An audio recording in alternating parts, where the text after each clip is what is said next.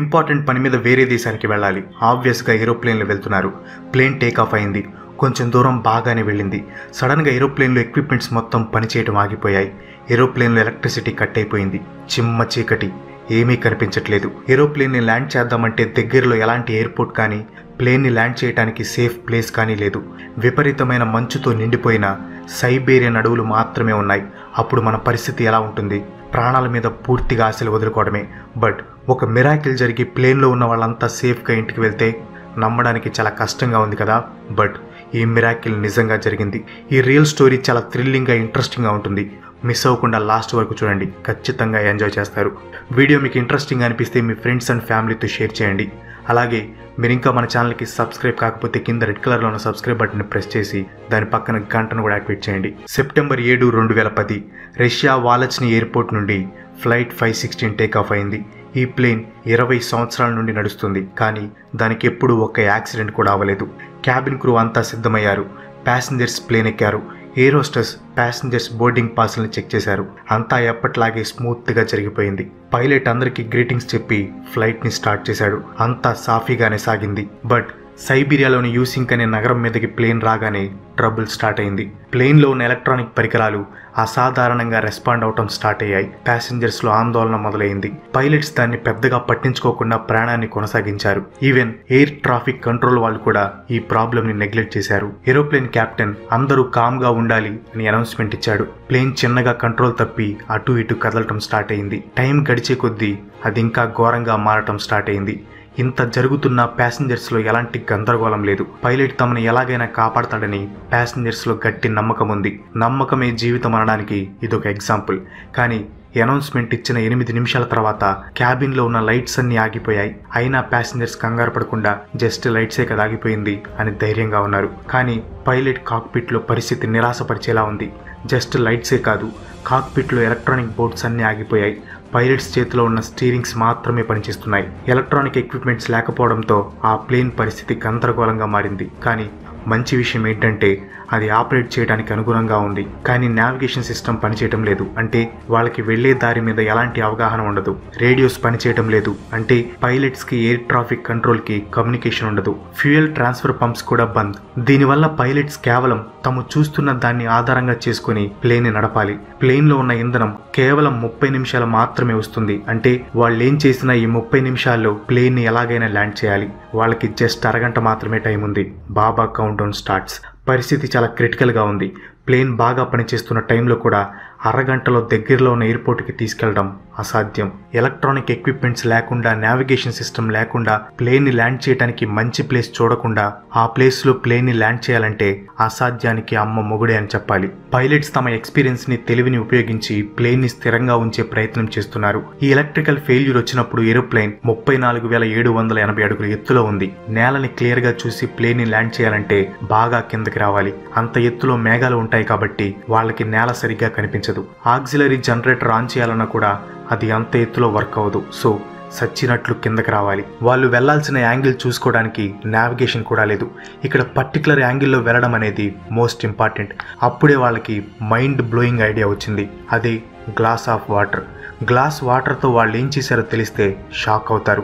Water గ్లాస్ని control panel మీద పెట్టారు. Turnings తీసుకునేటప్పుడు గ్లాస్లో ఉన్న నీరు ఎంత యాంగిల్లో వంగుతుంది అనే దాన్ని బేస్ చేసుకుని యాంగిల్ ఆఫ్ డిసెండ్ని మెజర్ చేశారు. ఇది చాలా సింపుల్ ట్రిక్. బట్ అలాంటి ప్యానిక్ సిచ్యువేషన్లో ఈ ఐడియా రావడం అనేది అన్బిలీవబుల్. అండ్ ఈ జీనియస్ సొల్యూషన్ బాగా వర్కౌట్ అయింది. జస్ట్ ఈ గ్లాస్ ఆఫ్ వాటర్ ట్రిక్ని యూజ్ చేసి 34,780 అడుగుల ఎత్తు నుండి 9,840 అడుగుల ఎత్తుకి చాలా కిందకి వచ్చారు. ఈ ఎత్తులో పైలట్స్ జనరేటర్ని హ్యాపీగా యూజ్ చేసుకోవచ్చు. మళ్ళీ నిరాశే. అటెంప్ట్ ఫెయిల్ అయింది. ఇంకా ఎలక్ట్రిసిటీ రాలేదు. కానీ పైలట్లు ఏమాత్రం ఆశ వదులుకోలేదు. ఎందుకంటే ఇప్పుడు వాళ్ళకి నేల చాలా స్పష్టంగా కనిపిస్తుంది. ప్లేన్ని ల్యాండ్ చేయడానికి గ్రౌండ్ మొత్తం స్కాన్ చేశారు. వాళ్ళ లక్ ఎలా ఉందంటే ఇజ్మా అనే టౌన్ దగ్గర ప్లేన్ని ల్యాండ్ చేయడానికి ఒక రన్వే కనిపించింది. అదొక పాత ఎయిర్పోర్ట్. చాలా సంవత్సరాలుగా మూతపడి ఉంది. హెలికాప్టర్స్ తప్ప వేరే విమానాలు ల్యాండ్ అవ్వడానికి కుదరదు. అక్కడ రేడియో లేదు, ఎయిర్ ట్రాఫిక్ కంట్రోల్ లేదు, ఏమీ లేదు. కానీ ఒకే ఒక్క మనిషి ఉన్నాడు. అతనే ఆ ఎయిర్పోర్ట్ సూపర్వైజర్ సెర్జీ సాట్నికోవా. తర్వాత ఇంకొన్ని నిమిషాల్లో జరగబోతుంది అన్బిలీవబుల్ మిరాకిల్ అని చెప్పాలి. ఆ ఎయిర్పోర్ట్ అన్ని సంవత్సరాలుగా మూతబడి ఉన్నా కూడా సాట్నికోవ్ తన సొంత ఇంట్రెస్ట్తో ఇన్ని సంవత్సరాలు రన్వేని చాలా మంచి కండిషన్లో ఉంచాడు. అక్కడ పెరిగిన చెట్లను నరికేసేవాడు, చెత్త అంతా ఊడ్చేసేవాడు. ఇంకా షాకింగ్ ఏంటంటే ఆ రన్వే మీద పెయింటింగ్ కూడా వేసేవాడు. నిజానికి ఇవన్నీ చేయాల్సిన అవసరం లేదు, బట్ తనకి ఉన్న ఇంట్రెస్ట్తో చేశాడు. నాకు తెలిసి ఈ ప్లేన్ కోసమే దేవుడు ఎన్ని చేయించాడేమో. ఏమన్నా మిరాకిలా ఇది? అంత క్లీన్గా ఉంది కాబట్టే పైలట్స్ ఫస్ట్ చూడగానే నోటీస్ చేశారు. అది చూడగానే పైలట్ ముఖంలో ఆనందం ఎలా ఉంటుందో మనం ఈజీగా గెస్ చేయొచ్చు. ఎందుకంటే ఆ ఎయిర్పోర్ట్ వాళ్ళ దగ్గర ఉన్న మ్యాప్స్లో కూడా లేదు. బట్ స్టిల్ ఇక్కడ ఇంకో ప్రాబ్లం ఉంది. అదేంటంటే ఆ రన్వే పొడవు 4347 అడుగులు మాత్రమే. ఏరోప్లేన్ సేఫ్గా ల్యాండ్ అవ్వాలంటే 6560 అడుగుల రన్వే కావాలి. ఇంకో ప్రాబ్లం, ఈ ఏరోప్లేన్ సేఫ్టీ ఇన్స్ట్రక్షన్స్ కంటే ఎక్కువ స్పీడ్తో వస్తుంది. సేఫ్టీ ఇన్స్ట్రక్షన్స్ ప్రకారం 270 km/h ఉండాలి, కానీ ఈ ఏరోప్లేన్ 380 km/h వేగంతో వస్తుంది. ఎందుకంటే వేగాన్ని ఎలక్ట్రికల్ స్విచ్చెస్తోనే కంట్రోల్ చేయగలం. సో ఇప్పుడు పరిస్థితులన్నీ పైలట్కి వ్యతిరేకంగా ఉన్నాయి. బట్ కనీసం వాళ్ళకి చిన్న ఛాన్స్ అయితే ఉంది. వాళ్ళు అడవిలో దిగాల్సిన పని లేదు. సో ఈ అవకాశాన్ని సద్వినియోగం చేసుకోవాలనుకున్నారు. ల్యాండింగ్ చేయడానికి 3 అటెంప్ట్స్ చేశారు. ఫస్ట్ 2 అటెంప్ట్స్లో 2 రౌండ్స్ కొట్టి మొత్తం గమనించారు ఎలా ల్యాండ్ అయితే సేఫ్ అని. చివరి అటెంప్ట్కి ముందు ప్రయాణికులందరినీ ప్లేన్ ముందు భాగానికి తెచ్చి ఎమర్జెన్సీ ల్యాండింగ్కి ఏర్పాటు చేశారు. ఇంత జరుగుతున్న ప్రయాణికుల్లో ఏమాత్రం ఆందోళన లేదు. అందరూ చాలా కామ్గా చిత్తశుద్ధితో ఉన్నారు. ఏం జరగబోతుందో వాళ్ళందరూ అర్థం చేసుకున్నారు. చిన్న సౌండ్ కూడా చేయకుండా చాలా ఓర్పుతో సైలెంట్గా ఉన్నారు. ఫైనల్గా ప్లేన్ని రన్వే మీదకి తీసుకొచ్చారు. ఆ రాపిడికి ల్యాండింగ్ గేర్ పేలిపోయింది. అయినా కానీ ప్లేన్ వెళ్తూనే ఉంది. రన్వే మొత్తం అయిపోయింది. ఫారెస్ట్లోకి దూసుకెళ్ళింది. పూర్తిగా ఆగే ముందు అడవిలోకి 520 అడుగులు వెళ్ళింది. ప్లేన్ అంతా అక్కడున్న చెట్ల వల్ల డ్యామేజ్ అయిపోయింది, కానీ ప్లేన్ స్లో అవ్వడానికి అవి హెల్ప్ చేశాయి.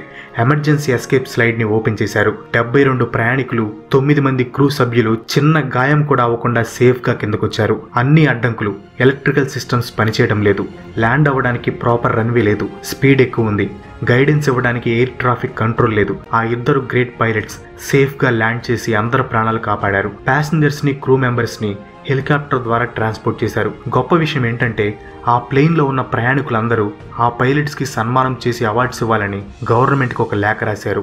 అక్టోబర్ 8, 2010 ఇద్దరు పైలట్స్ని రష్యా ఫెడరేషన్ హీరోస్గా ప్రకటించి అవార్డులు ఇచ్చారు. మిగతా క్రూ మెంబర్స్ని కూడా సత్కరించారు. అస్సలు మర్చిపోవద్దు, పాత ఎయిర్పోర్ట్ సూపర్వైజర్ సాట్నికోవ్ లేకపోతే ఈ ల్యాండింగ్ పాసిబుల్ అయ్యేదే కాదు. సో ఆ హీరోకి కూడా అవార్డు ఇచ్చారు. ఆ ఏరోప్లేన్ ఫుల్గా డ్యామేజ్ అయినా కూడా మళ్ళీ దాన్ని బాగు చేశారు. ఇంకో 7 సంవత్సరాలు ఆ ఏరోప్లేన్ నడిచింది. సో ఈ అమేజింగ్ మిరాకిల్ స్టోరీ ఎలా అనిపించిందో కింద కామెంట్స్లో చెప్పండి. వీడియో నచ్చితే లైక్ చేయండి, షేర్ చేయండి. నెక్స్ట్ వీడియో మిస్ కాకూడదు అనుకుంటే మన ఛానల్కి తప్పకుండా సబ్స్క్రైబ్ అవ్వండి. ఇంకో మంచి ఎపిసోడ్తో మళ్ళీ కలుసుకుందాం. అంతవరకు సెలవు. Bye bye.